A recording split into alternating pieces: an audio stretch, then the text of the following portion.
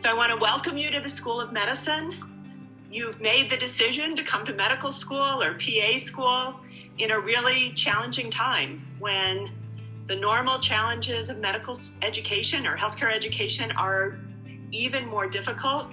But I'll tell you from talking to students that are already enrolled in school and a couple years ahead of you that even during this time, in some ways specifically because of this time, it really affirmed their decision to go into a healthcare profession. They knew they were going to be able to work with other people, they were going to be able to work for other people and really make a difference in their life. And I felt the same way. I felt like it was really a privilege that at the beginning stages of the pandemic, I was able to go to work every day and be part of the healthcare center response. My name is Rika. We were actually pulled out of clinicals in the middle of March, and for me that was towards the end of my third year. One of the things that I was concerned about was just how it would affect my education and whether I'd be able to complete what I needed to complete before application season rolled around. I did find comfort in knowing that students across the country were kind of navigating the same situation. We were all facing this unknown together. We were allowed back in the hospital towards the end of July, and that was also kind of nerve-wracking because I was starting on my sub-I and I had been away from clinical care for 4 months.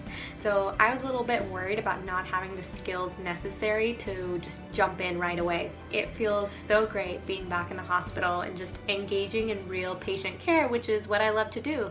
So I'm really excited for what's to come this year. I will be applying to residencies, going on virtual interviews, and so I know fourth year looks a little bit different for our class, but I'm excited to see what's to come. Here today to advocate for a change in physician training. We have to start talking about racism, not just race. In response to the murder of George Floyd, and so this group is called White Coats for Black and Indigenous Lives. So today we're going to be exploring sexual and gender minority professionals. So it's not just, yeah, I attended a training, I checked off the box. It's actually being active in your learning and in your practice.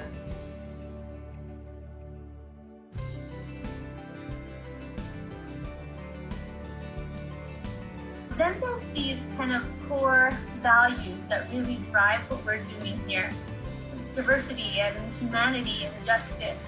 All these things that are part of what we consider to be foundational, as well as the things like the biomedical sciences that are foundational in the same way. And so we really see it as our job to support learning in all those dimensions. And then very clearly, and I hope you are getting this message already, we very much care about your wellness. And so that, of course, needs to be one of our guiding principles. All of these things come together in your ability to provide outpatient clinical care in the specialty of your choice, anywhere throughout the state.